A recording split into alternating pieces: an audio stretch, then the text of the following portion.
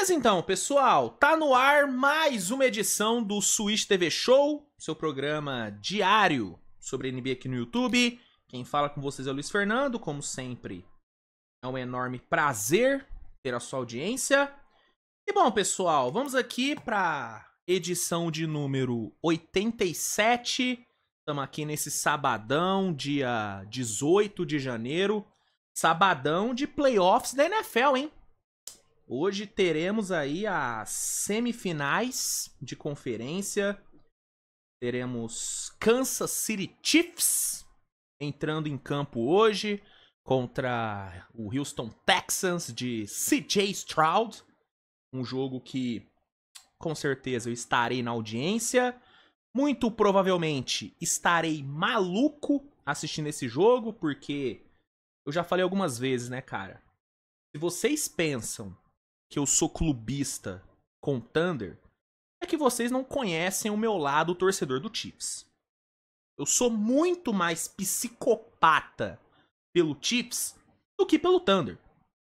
Ah, Luiz, por quê? Sendo que você trabalha com NBA? Não sei, eu não consigo explicar. Você consegue explicar o porquê você ama a sua namorada? Porque você ama a sua esposa? Você não consegue explicar, você só ama a pessoa. E eu só amo o Chiefs. Eu amo esse time. Eu amo o Patrick Mahomes. Eu vejo o Patrick Mahomes, meu coração derrete, né? Então, hoje é um dia onde com certeza eu irei me estressar, irei me emocionar, mas tomara que no fim do jogo eu esteja feliz, né? Tomara que o Chiefs passe, como já é o esperado, e, né, trilhe novamente o caminho ao Super Bowl. Então temos aí, né, os playoffs da NFL. Aí já adianto, tá, gente? Muito provavelmente eu não vou cobrir a rodada de hoje da NBA, tá? Né, hoje eu vou abdicar do meu profissionalismo, tá? E provavelmente não vou cobrir a rodada porque, cara, eu tô muito ansioso pra Chiefs e Texans. O jogo deve terminar tarde, deve terminar lá por volta das 8, 9 e meia. E depois vai ter Lions e Commanders. E aí, como na rodada da NBA não vai ter nenhum jogo... Meu Deus, esse jogo é importantíssimo e tal, o jogo que não dá pra perder, não tem. A gente vai ter Suns e Pistons, Hawks e Celtics, tende a ser um bom jogo, mas... não é nada que vai mudar também o preço do dólar. Sixers e Pacers, Wizards e Warriors, Cavs e Wolves, o jogo deve ser interessante. E Houston e Blazers. Tem jogos bons, mas nenhum jogo imperdível assim. Então eu vou deixar de lado um pouquinho o meu profissionalismo nessa noite e vou aproveitar a rodada da NFL. Amanhã, domingão, aí sim eu vou cobrir a rodada bonitinho, aí eu vou voltar ao meu profissionalismo de sempre. Mas hoje eu vou deixar um pouco de lado, então provavelmente não teremos cobertura da rodada de hoje. Até porque eu vou assistir o jogo do Chiefs tomando um negócio, né? Tomando um gelo. Então, eu não vou ter condições de acompanhar a rodada. Ainda mais se o Chiefs ganhar. Se o Chiefs ganhar, filho, eu vou estourar champanhe. Ficar maluco. Vou ficar maluco, né? Então, fica aí o aviso a vocês, minha amada audiência. Mas, se não vai ter profissionalismo à noite, vai ter agora na parte da tarde. Porque eu estou aqui pro Switch TV Show. Vamos aqui fazer o programa de hoje. E o que eu irei falar no programa de hoje? Eu vou falar sobre os jogos de ontem. Tivemos uma rodada com 9 jogos nessa sexta-feira. Alguns jogos bem interessantes, tá? Bem interessantes mesmo. Tivemos, né, um belíssimo jogo ali no Madison Square Garden. Belíssimo jogo assim, entre aspas, né? Não foi um jogo tão disputado assim, mas foi um jogo legal pela atuação bizarra do Anthony Edwards. Então acabou sendo um jogo bom por conta ali da atuação monumental do nosso querido Ant-Man. Tivemos um passeio lá no TD Garden. Tivemos a volta do Jimmy Butler. Teve o duelo entre Lamelo e Lonzo. Irmãos se enfrentando. Briga de irmãos. Sempre algo legal de se ver. Tivemos Thunder e Dallas. Um jogo bem quente. Apesar dos desfalques, foi um jogo bem legal. E teve no fim ali da rodada uma pelada entre Lakers e Nets, um jogo horroroso, mas que terminou até com uma certa emoção. Então, tivemos aí 9 jogos, alguns bem interessantes, vou comentar sobre cada um deles. E depois, rapaziada, eu vou trazer informações sobre o mercado da NBA, tá? Tivemos aí algumas notícias saindo de ontem pra hoje. Algumas informações quentes, né? E aí eu vou comentar sobre elas no fim do episódio, tá bom? Então, o programa de hoje vai ser basicamente isso. Deixa eu só aumentar aqui um pouquinho. Dar um pouquinho mais de teto pro vídeo, né? Porque minha cara tá cobrindo a imagem inteira. É foda, né? Sei que vocês adoram minha face, mas nem tanto assim, né? Não é pra tanto também, pelo amor de Deus. Então, bora pro programa de hoje. Antes só peço para que você deixe seu like, que é importante, se inscreva no canal se não for inscrito, compartilhe o conteúdo com seus amigos, que ajuda muito no crescimento do projeto. Pessoal que tá assistindo aí na Premiere, fica à vontade para comentar no chat. O chat tá liberado aí para vocês. Comentem, mandem superchat se vocês quiserem para apoiar aqui o canal. Agradeço demais. E vambora, roda a vinheta e vamos começar a edição de sábado do seu, do meu, do nosso Switch TV Show. Bora! Vamos lá então, pessoal. Vamos iniciar a edição de hoje falando sobre os jogos de ontem. Para começar, falar sobre o passeio do Boston Celtics no TD Garden, né? O Celtics que precisava dar uma resposta depois daquela derrota bem feia pro Toronto Raptors, né? Me enrolei pra falar que eu tô tomando um mate. E aí o mate me deixa meio, né? Deixa meio assim, né? Já tomei muito mate hoje, então eu tô meio broxa, né? O mate deixa meio broxa, então desculpa, minha língua tá meio solta. Minha língua mole, tá boca mole. Minha boca... Enfim, meu Deus, eu tô alterado hoje, hein? É que eu misturei mate com café, então, ao mesmo tempo que eu tô meio mole, eu tô meio acelerado. Uma mistura muito louca. Bom, eu vinha dizendo, né? O Celtics precisava dar uma resposta depois daquela derrota bem feia pro Toronto Raptors. Uma derrota que levantou questões em relação a essas oscilações do Celtics no ano. E o time deu a melhor resposta possível. Beleza que era um Magic desfalcado e tal, tem esse contexto. Mas ainda assim, cara, o Magic é uma das melhores defesas da temporada, mesmo desfalcado. E o Celtics sapecou 121 pontos nessa defesa. 121. 121 a 94 foi o placar. E, cara, um verdadeiro passeio. Essa é a grande verdade. Jogou tranquilo o Celtics. Tranquilinho, não teve nenhuma dificuldade. Controlou o jogo de ponta a ponta. O Jason Tatum deu aulas de basquete, 30 pontos, com 4 de 9 no perímetro. Atuação completa do Tatum. Um Tatum bem agressivo, atacando o garrafão. Gosto muito do Tatum explorando mais esses drives. O Tatum, na minha opinião, é um dos melhores jogadores da liga atacando o aro. Só que muitas vezes parece que ele esquece disso. Em vários jogos, principalmente nessas derrotas aí que o Celtics vira e mexe sofre, o Tatum acaba focando muito no perímetro e esquece que ele é um absurdo atacando o garrafão. E ontem ele atacou bastante o aro. Gosto muito dessa versão mais inside do Tatum, essa versão mais slasher do Tatum. Gosto bastante. Ontem ela apareceu, jogou muito bem. Jaylen Brown fez um jogo bom, apesar de ter números fantásticos. Jogo bem correto, de 20 pontos, 6 rebotes, 6 assistências. E o Porzingis teve uma noite extremamente eficiente. 23 pontos, com 7 de 10 no field goal. Atuação muito boa do Celtics, vitória tranquila. Celtics chega à marca de 29 vitórias na temporada. E, como eu disse, dá uma boa resposta depois da derrota ali pro Toronto Raptors. Depois nós tivemos o show de Anthony Edwards no Madison Square Garden. Edwards entregou talvez o seu melhor jogo na temporada. Acho que é bem discutível se foi ou não o melhor jogo dele no ano.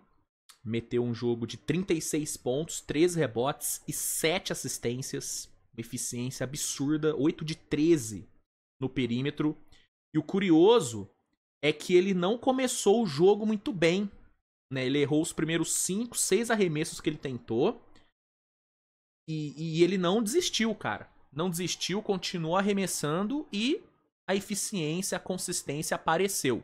Depois dele errar aqueles 5, 6 primeiros arremessos, ele acertou 12 dos 16 que ele tentou depois. Então foi um jogo além de tudo, além de ter sido espetacular e tudo, foi um jogo de resiliência do Anthony Edwards. Gostei demais do jogo dele. Meteu uma dunk ali em cima do Precious Achiuwa, que foi uma loucura. Loucura. E comandou a vitória do Minnesota por 116-99. Importante pontuar que o Knicks não teve de novo o Karl Anthony Towns. E é óbvio que ele fez muita falta.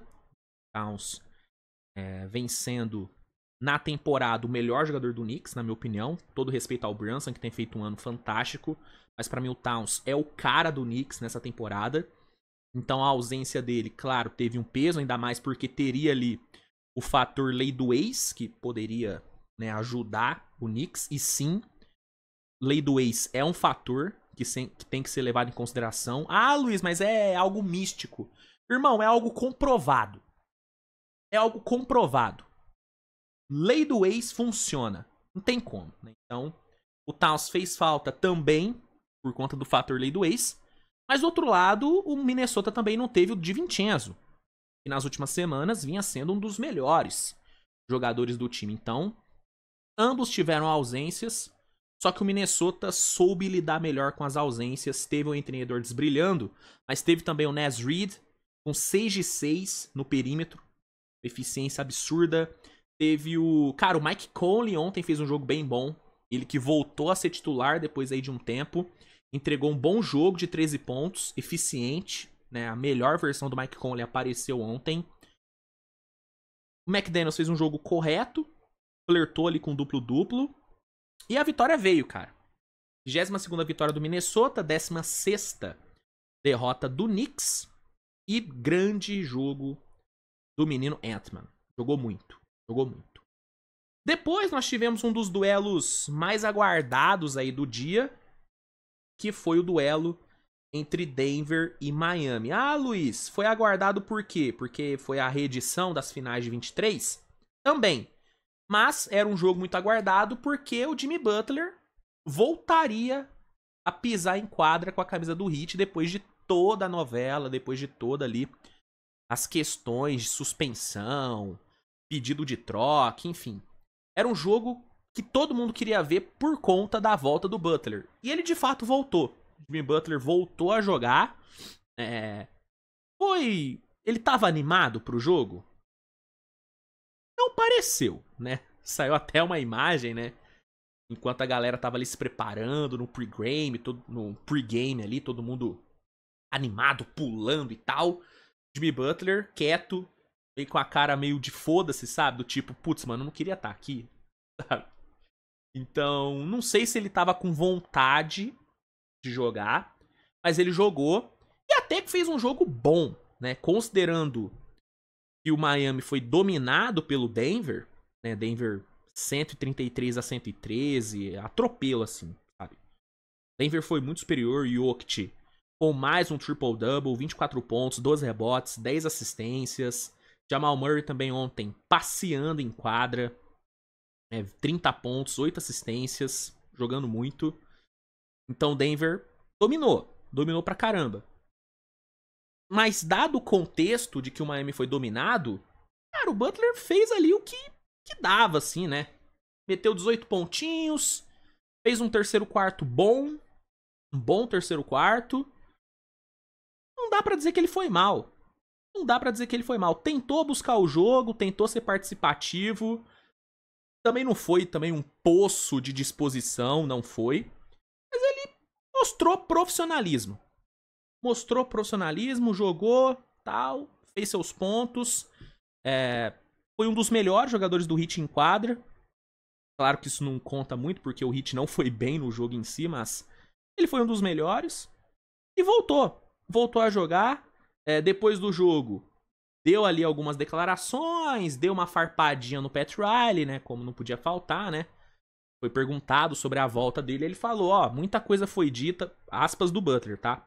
Muita coisa foi dita por todos, exceto por mim. Então vamos deixar as pessoas falarem como se soubessem de tudo o que aconteceu, como se tivessem todas as respostas. O que posso dizer é que a verdade vai aparecer mais cedo ou mais tarde, mas até lá, vou deixar com que falem. Foi bom poder jogar e competir com esses caras. Eu realmente gosto de correr ao lado deles. Sei que muitas pessoas falam muito, mas eles são meus amigos, são legais. É claro que eu sei que vocês dizem muita coisa, mas minha rixa não é com eles. Nunca foi e nunca será. Então, apesar de estarmos muito no campo do e se, aqui eu vou jogar. Então, nessa declaração ele deixa muito claro que a treta dele não é com os jogadores, é com o Pat Riley, é com a diretoria. E ele fala, ó, enquanto não se resolver, eu vou jogar. Vou jogar, né? Desmentindo a informação da Ramona Shelburne, que disse que ele não iria jogar. Que o clima não estava bom e que ele não ia jogar. Não, ele vai jogar enquanto tudo não se resolver. Agora, a pergunta é, ele deveria jogar? O Miami Heat deveria seguir colocando o Butler em quadra? É um ponto a se questionar. Eu, talvez se fosse GM, e talvez se fosse o próprio Erik Spoelstra, eu não colocaria o Butler pra jogar. Enquanto tudo não se resolver. Porque eu acho que é uma distração desnecessária.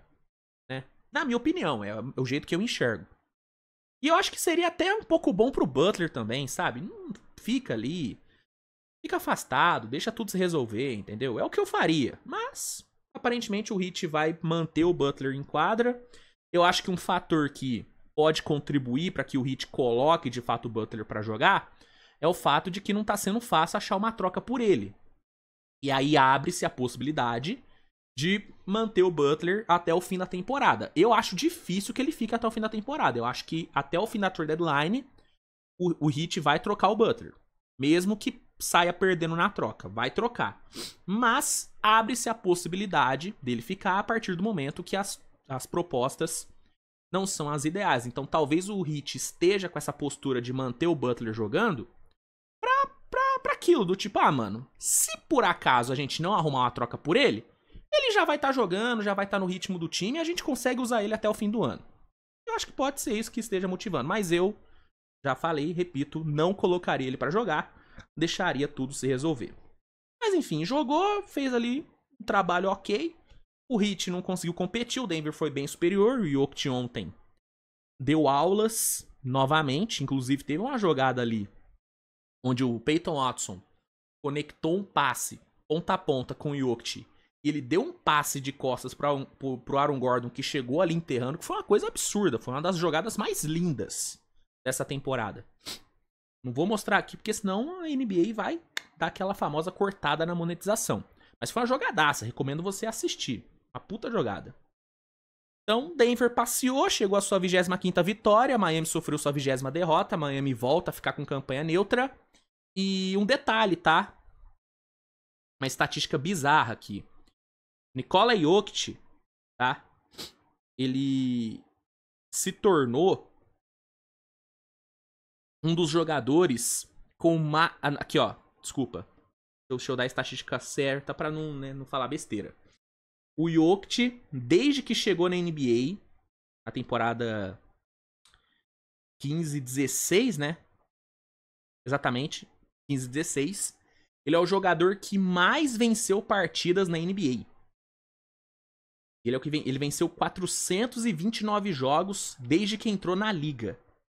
Nenhum jogador venceu mais jogos do que ele. E detalhe, apenas 5 times venceram mais jogos do que o Jokic nesse período, de 15-16 pra cá.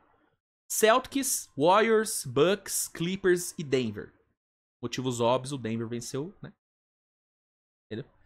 Então, mais um número bizarro, cara. O Jokic sozinho tem mais vitórias do que a maioria dos times da NBA desde que ele chegou na NBA. É uma coisa inacreditável, mano. É uma coisa inacreditável. Jogador absurdo. E ontem novamente brilhou contra o Miami Heat. Ele gosta, né? Ele gosta de jogar em Miami. Né? Apesar do Bam Adebayo ser um dos caras que normalmente melhor marca o Jokic, ontem não deu. Ontem não deu pro nosso menino Bam. Bela vitória do Denver na volta de Jimmy Butler.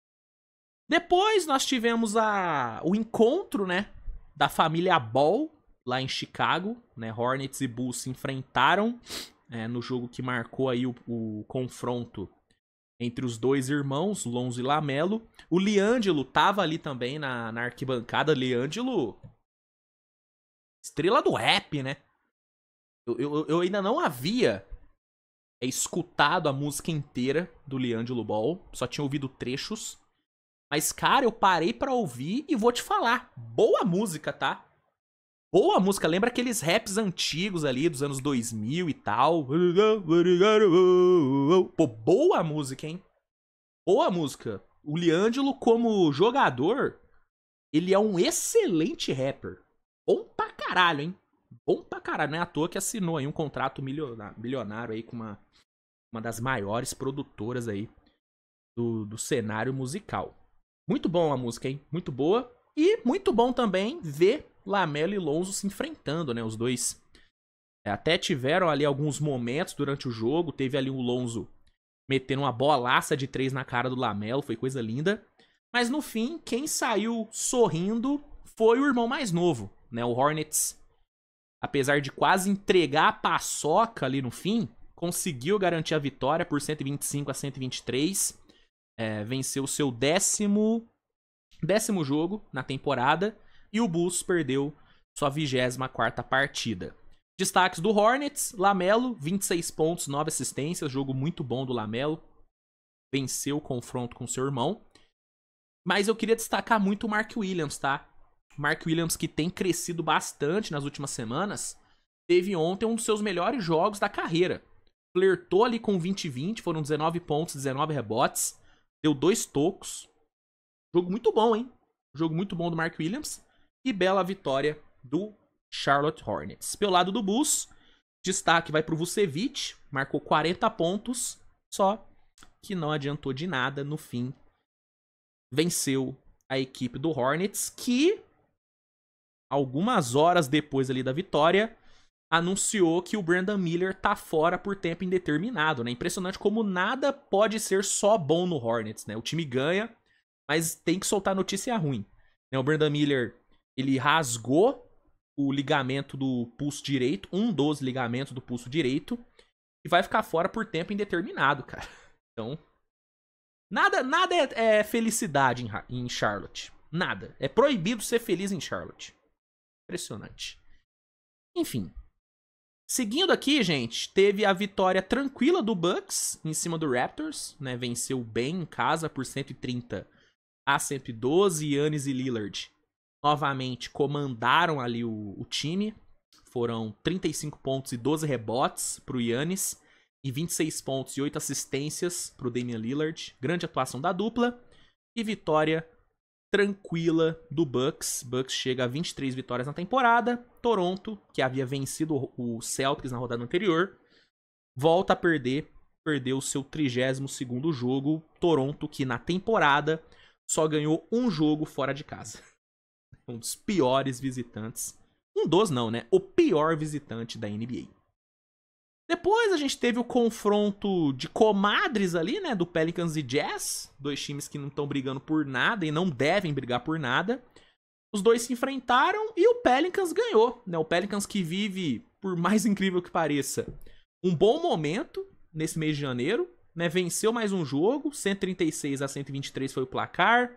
O Zion entregou um dos seus melhores jogos da temporada, foram 24 pontos, 14 rebotes, 6 assistências, com uma eficiência muito alta. Jogo muito bom do Zion. E boa vitória do Pelicans. Boa vitória do Pelicans, jogo bem controlado. Uma pena que o Pelicans resolveu jogar só agora, né? Foda, tarde demais, né, Pelicans? Tarde demais.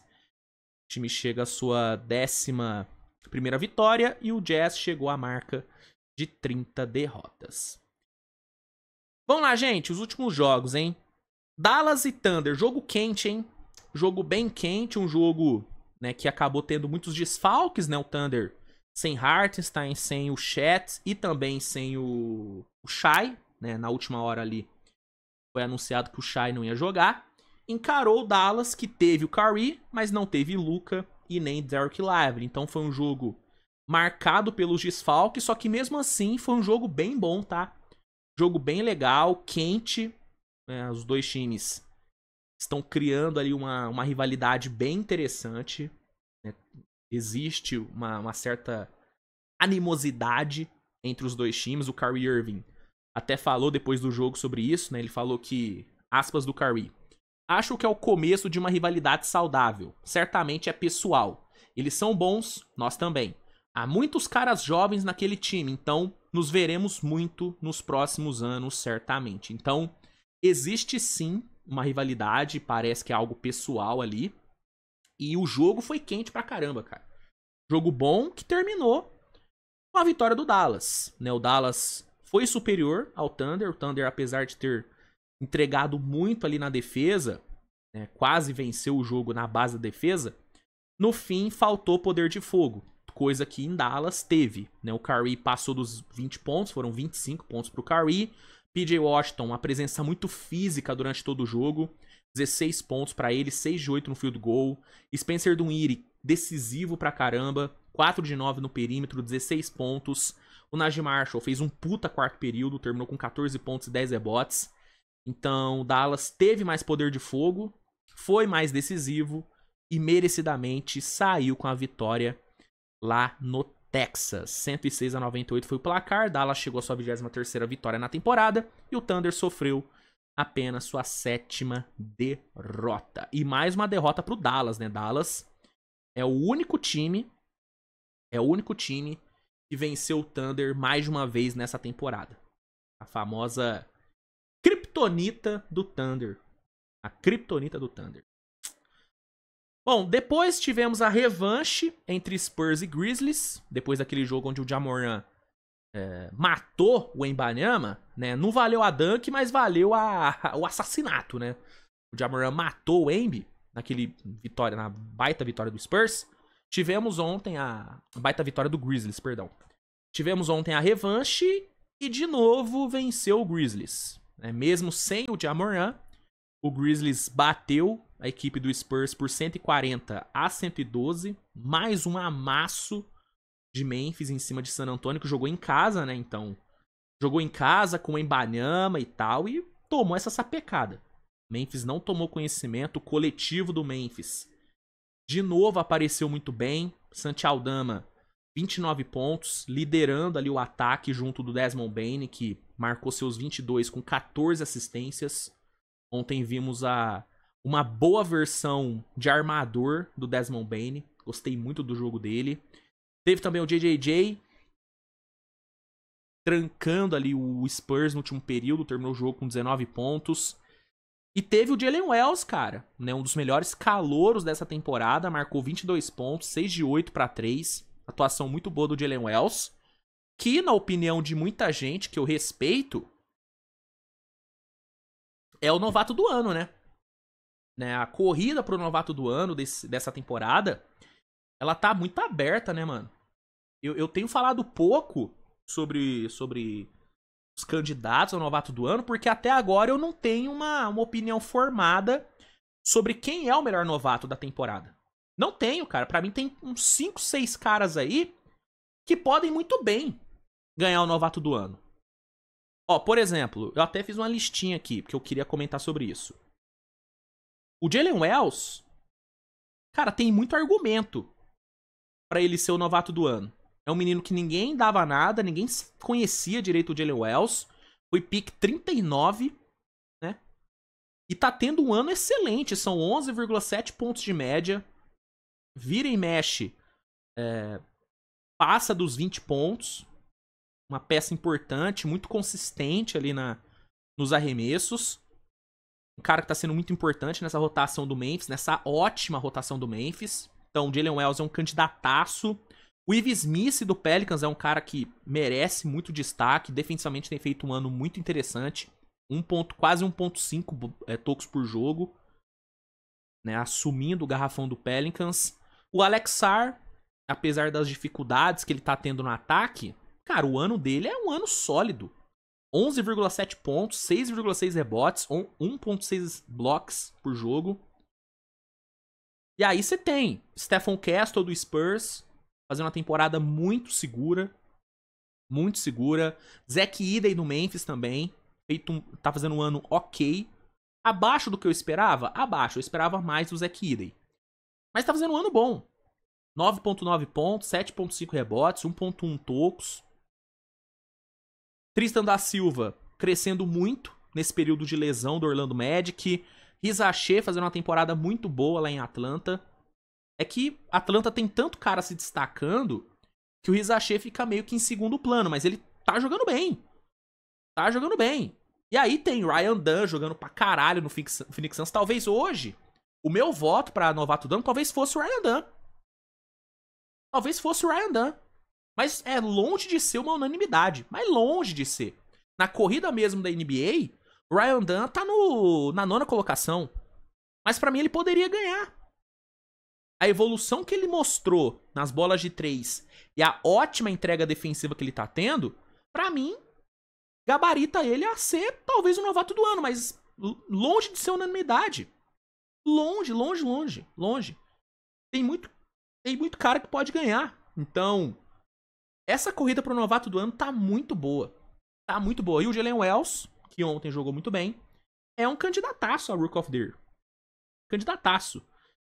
Então, é isso assim, basicamente, né? O Memphis venceu fácil, o Embi, de novo, né? Deixou a desejar, né? Dos últimos 4 jogos, em 3, o Embi não passou dos 20 pontos, o que, considerando a sequência que ele teve no mês passado, é preocupante, né? Então, ele vive um momento de baixa e, coincidência ou não, dos últimos 6 jogos, o Spurs perdeu 5. Então essa oscilação do Embi tá afetando também o desempenho de San Antonio. Então é algo pra gente ficar de olho. San Antonio tomou 2 saraivadas aí pro Memphis. E ontem, cara, sem o Ja Morant, dava pro Spurs ter feito um jogo melhor. Jogando em casa, dava pra ter feito um jogo melhor. Essas 2 derrotas podem fazer falta lá na frente, tá? Podem fazer muita falta.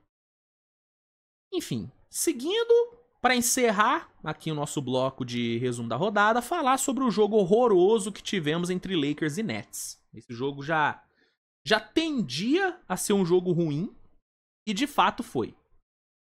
Foi um jogo disputado, mas porque os 2 times foram mal. 2 times foram mal, então foi um jogo feio. Quase que o Lakers conseguiu a proeza de perder ali no final, né? No finalzinho, o D'Angelo teve a chance de cometer o crime, o que seria poético, né? O Lakers perder pro Nets em Los Angeles com um game winner do DeAndre Russell. Seria, no mínimo, poético, né? Mas não aconteceu, o DeAngelo errou. Ele que poderia ter ido pra bola de 2 pontos, porque o Nets perdia por só 1. Ele preferiu tentar a bola de 3 e errou. E aí o Lakers, mesmo fazendo um jogo bem fraco, venceu por 102-101. O Lakers não teve o AD, mas mesmo sem o AD, cara, o Lakers tinha que ter feito um jogo melhor. Não fez, mas fez o suficiente para ganhar, né? O Austin Reeves meteu sua maior pontuação da carreira no jogo de ontem, foram 38 pontos pro Austin Reeves, junto com 4 de 8 para 3, fez um jogo interessante.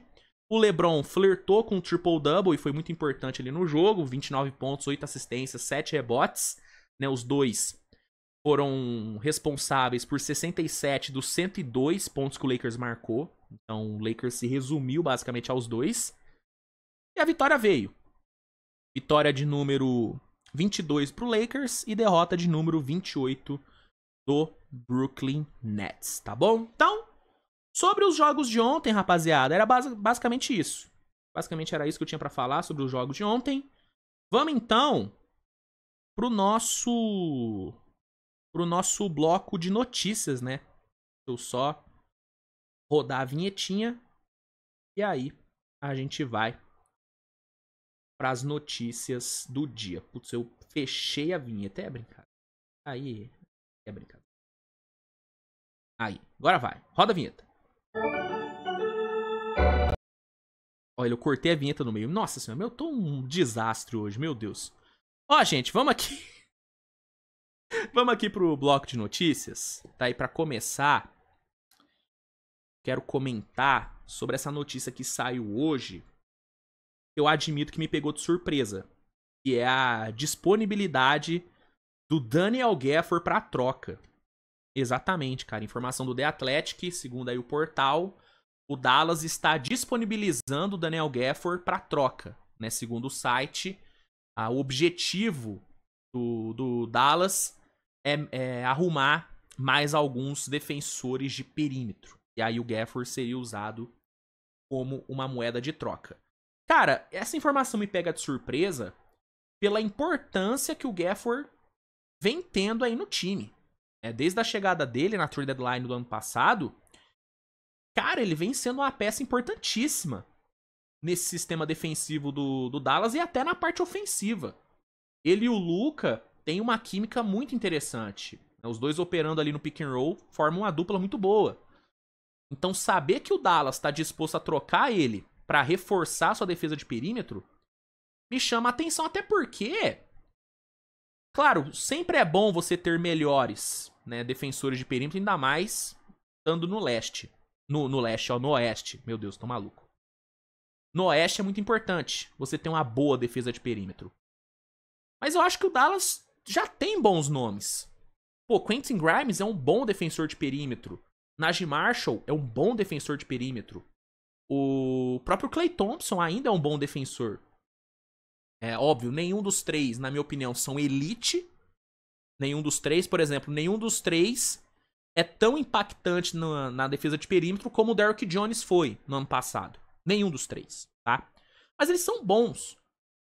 E aí você abrir mão de um Daniel Gafford pra reforçar a defesa de perímetro, eu não sei se é a melhor opção. Eu manteria o Gafford, tá? Eu manteria o Gafford, até porque o... Vamos supor, o Daniel Gafford é trocado e chega... Deixa eu pensar. Chega um... mano, chega um defensor, chega um... Pensando em alguém que pode ser o Cam Johnson, acho que não vai. Acho que seria sonho pro Dallas ter o Cam Johnson, mas eu acho que ele não vai. Pensando em algum defensor de perímetro aqui. Cara, sei lá. O Cason Wallace, vai, do Thunder. Vem na minha cabeça. Vamos supor que o Dallas vai lá, troca o Gafford, pega o Cason Wallace ali, tal. Pega mais alguém pra bater salário. E aí tira o Gafford do time. O Lively assume a titularidade, é uma opção maravilhosa. Eu prefiro o Lively ao Gafford, sinceramente. Mas aí quem que vai ser o reserva do Lively? Vai ser o Dwight Powell? Aí é foda, hein? Aí é foda. Numa conferência que tem Nikola Jokic, você ir pra um duelo com o Lively e Powell, cara, é complicado, hein? É complicado. Já tem chats ainda pra voltar ali no Thunder com o Hartenstein. Não sei, velho. Eu, se fosse Dallas, não trocaria o Gafford. Eu, se fosse o Dallas, eu não faria nenhuma troca. Nenhuma troca. Pra mim, o time que o Dallas tem é um time que dá sim pra brigar por título. Óbvio, tem que ter a galera saudável. Óbvio. Mas eu não trocaria, sinceramente. Eu não mexeria nesse time do Dallas. Não mexeria. Não mexeria. A menos que fosse por um Cam Johnson da vida. Vamos supor que o Dallas ligou pro Brooklyn e falou: Brooklyn, quero o Cam Johnson. Quem que vocês querem? Mano, se vocês mandarem o Daniel Gafford, eu mando o Cam Johnson. A gente faz um bem bolado e eu mando o Cam Johnson. Aí beleza, mas a menos que seja por um cara do nível Cam Johnson, eu não trocaria o Gafford. Não trocaria. Mas é a minha opinião, né? Segundo o The Athletic, o Dallas tá aí, né? Tá aí com a disposição de trocar o menino Gafford. Vamos ver.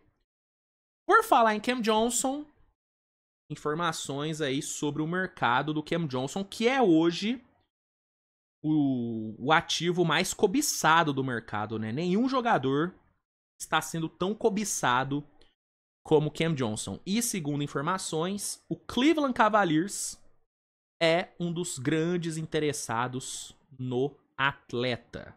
Tá aqui informação do matéria do Jumper, né, repercutindo a informação do The Athletic. Segundo o The Athletic, o Cavs mira uma troca pelo Cam Johnson, né? O nosso querido Joey Vardon, do The Athletic, falou o seguinte: Johnson é considerado um dos nomes mais cobiçados do mercado de trocas, em especial com o prazo final se aproximando em 6 de fevereiro. Para o Cavaliers, ele seria uma adição estratégica, oferecendo versatilidade defensiva e capacidade de arremessos para completar o núcleo do elenco. Então, o Cam Johnson seria visto como um alvo bom aí pro Cavs, excelente, né? O problema aqui é a concorrência, né? Até falado aqui na matéria do Jumper, né? Sobre as equipes que estão interessadas no Cam Johnson, né? Thunder, Lakers, Warriors, Magic, Memphis, Denver, Miami, Pacers, Spurs e Kings. Todas essas equipes, segundo aí o Clutch Points, têm interesse no Cam Johnson. Então a concorrência é foda. Ainda mais quando você olha o que essas outras equipes podem oferecer pro Brooklyn. Por exemplo, o Thunder pode oferecer um caminhão de picks. Coisa que o Cavs não pode oferecer. O Lakers tem 2 firsts para oferecer. Entendeu? Então, San Antonio tem Keldon Johnson, tem escolhas de draft para oferecer também. Então é complicado. Eu acho que o Cavs, a melhor coisa que o Cavs poderia oferecer pro Brooklyn, além de picks, deixa eu ver se o Cavs, que picks que o Cavs tem, hein? Cavaliers picks draft. Deixa eu ver as picks futuras do Cavs. Cara, o Cavs só vai ter pick de primeira rodada em 2030, mano. 2030. Mano, o que o Cavs poderia oferecer, mano, seria um Garland, né? Seria o melhor que o Cavs poderia oferecer. Mas eu acho muito difícil o Cavs abrir mão do Darius Garland, por exemplo. Então, apesar de eu achar o encaixe do Cam Johnson no Cavs maravilhoso, acho que cairia como uma luva. Ele, Mitchell, cara, seria um perímetro incrível. Apesar de eu achar isso muito bom, a real é que dificilmente o Cavs vai conseguir fazer uma proposta boa pro Nets. Ainda mais comparando com o que os outros times podem oferecer. Então eu, sinceramente, não acredito muito nessa possibilidade, não. Acho que sim, o Cavs pode ter o Cam Johnson como alvo. Não tô discordando, não tô questionando a informação do The Athletic, pelo amor de Deus. Mas eu acho muito difícil que esse desejo passe disso. E a concorrência é forte. E a menos que o Cavs coloque o Darius Garland na brincadeira, dificilmente o Brooklyn ficaria seduzido por uma negociação com o Cavaliers. Então, eu não sei se isso vai passar de um interesse. Se fosse apostar, apostaria que não. E aí, gente, para encerrar aqui o nosso bloco de notícias e encerrar também o nosso programa de hoje, falar sobre, de novo, né, a ausência do Embiid. O Embiid vem sendo o desfalque dos Sixers aí nas últimas rodadas e parece que ele vai ser desfalque por ainda mais tempo. Tá aqui a notícia publicada pelo The Playoffs. Diz o seguinte: Embiid desfalca os Sixers por até 10 dias com nova lesão. Após se recuperar de entorse no pé, agora Embiid desfalcará os Sixers por inchaço no joelho esquerdo, informou a equipe. Vivendo uma campanha recheada de lesões e polêmicas, Joel Embiid do Sixers agora perderá entre 7 e 10 dias com mais uma contusão. Dessa vez, o pivô está sofrendo com inchaços no seu joelho esquerdo, que acho que é o mesmo joelho que ele machucou, né, no ano passado, se não me engano. Depois de um treino que começaram após um treino na quinta-feira, anunciou a equipe. Antes disso, Embiid estava se recuperando de um entorse no tornozelo, então com sua recuperação finalizada, ele voltou aos treinos e logo o inchaço no joelho começou a incomodá-lo. Portanto, ele perderá no mínimo todos os 3 próximos jogos da equipe, fora de casa. Além disso, em sua recuperação da entorse, ele já perdeu 6 partidas. Portanto, na melhor das hipóteses, ele desfalcará a Filadélfia por 9 jogos no total. Na atual temporada, o ex-MVP participou de apenas 13 dos 39 jogos. Com sua ausência, além do desempenho constante de Paul George e outras diversas lesões no elenco, Sixers estão vivendo uma decepcionante campanha, com retrospecto de 15-24 na 11ª colocação da Conferência Leste. Então, de novo, Joel Embiid vai ser desfalque. E sinceramente, cara, eu não sei mais o que falar, mano. Não sei mais o que falar.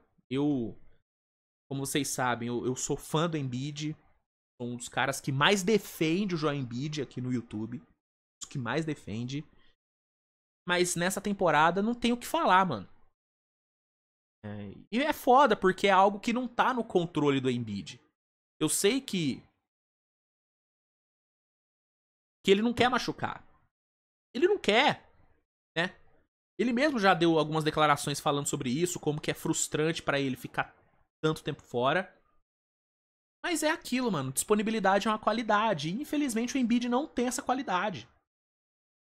E não tem como não atribuir o desempenho patético do Sixers nesse ano às ausências do Embiid.